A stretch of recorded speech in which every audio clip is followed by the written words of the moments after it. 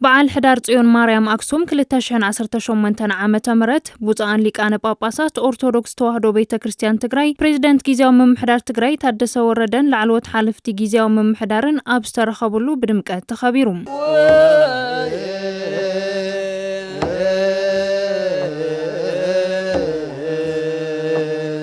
ሓላፊ ቢሮ ባህልን ቱሪዝምን ትግራይ ዶክተር አጽብሃ ገብረእግዚአብሔር በዓል ሕዳር ጽዮን ብከምዚ ዓይነት ምኽባሩ ከም ተጋሩ ንሰላም ዘለና ጽኑዕ ቅዋምን ንደቂ ሰባት ዘለና ክብርን ዘርአናሉ ሃይማኖታዊ በዓል ኢሎም። ካብ ወጻኢ ሃገራት መላእ ትግራይን ዝተፈላለዩ ክፋላት ኢትዮጵያን ዝመጻኹም ኣጋይሽ እቲ ክቡር ህዝቢ እንኳዕ ብድሓን መጻኹም ኣጋይሽ ጽዮን ኢሉ በርባዕተ ማዕዝን እግሪ ሓጺቡ ቂም ረሲዑ ዝቕበል ህዝቢ ውሽጢ ኮይንኩም እዚ በዓል ከተውዕሩ ብምምጻኹምን ናብ መሰረትኩም ንልዕሊ 3000 ዓመት ብዙሕ ክብርታት ዝተዋህለሉ ከባቢ ምምጻኹም ዝሕብን ኮይኑ ከም ተጋሩ ንሰላም ዘለና ፍጹም ቅዋም ንሰባት ደቂ ሰባትን ዘለና ክብሪ ንሃይማኖትና እውን ዘለና ልዑል ቦታ እትርእይሉ ዓብዪ ክቡር ቦታን ክቡር ሃይማኖታዊ በዓልን እዩ። በዓል ሕዳር ጽዮን 2018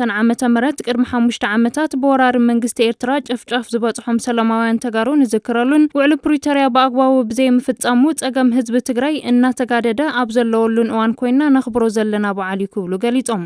እዚ ክብረ በዓል ሓለሻ መዋጽኦ ዝወደቐት ትግራይ መሳርሒ ሓፈሻዊ ሕውየት ምንቅቃሕ ዘቤታዊ ቱሪዝም ትግራይ ምትብባዕ ዓርሰ ምርኮሳ ምጥንኻር ሓድነታት ህዝብን መራሕትን ምጥንኻር ማሕበራዊ ርክባት ዓለም ለኻዊ ዝምድናትን ኮይኑ እናገልገለ እዩ።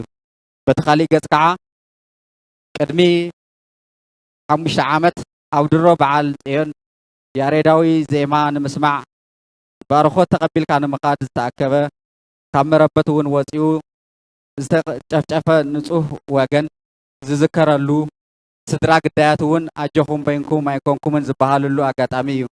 ብተወሳኺ እውን ውዕሊ ፕሪቶርያ ብኣግባቡ ብዘይምፍጻሙ ዝተቆረሰ ግዝኣት ዝተበተነ ህዝቢ ሕክምና ዘይረኸበ ምእንተ ትግራይ ኩሎም ዓይነት መስዋዕቲ ዝኸፈለ ጀግና ህላወኣ ህዝቢ እውን ኣብ ሓደጋ ዝወደቐ ትግራይ ኣብ ዘላትሉ እዋን ምዃኑ እዩ። ዶክተር አጽብሃ ገብረእግዚአብሔር በሰላት ትግራይ ንምሕወይን መዋጽኦ ትግራይ ንምክሃድን ክብርታትን ሓድግታትን ሕዳር ጽዮን ናብ ረብሓ ክውዕሉ ይግባእ ኢሎም። ሕሉፍ በሰላ ንምሕዋይ መጻኢ ስግኣት ንምትራፍ ውሽጣዊ ዓቕምታት ንምእካብ ሰላማዊ ዝምድናታት ንምሕያል ክብርታት ሕዳር ጽዮን ዓቂብካ ናብ ተግባር ምሽራፍ ናይ ዘለና ዕዳ እዩ።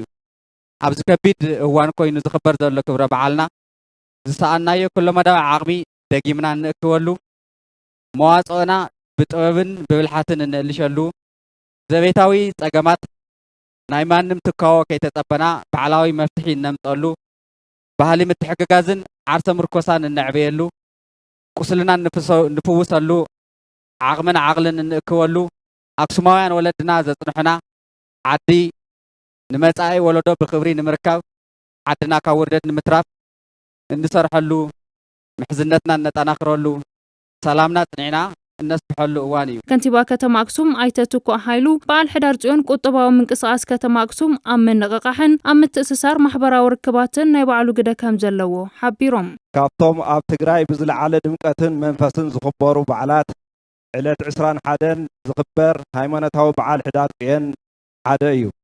እዚ በዓል ሃይማኖታዊ ትሕዝቶ ዘለዎ ኮይኑ ቁጠባዊ ምንቕቓሕን ማሕበራዊ ምትእስሳርን ብምፍጣር ኣብ ከተማና ጥራሕ ዘይኮነስ ከም ተጋሩ ዓለማዊ ዝምድናها ዘተኣሳስር ድምቀት ተጋሩ ኣጉልሂ ዘርኢ ረዚን መልእኽቲ ዝሓልፈሉ ድሙቕ ክቡር በዓልና እዩ።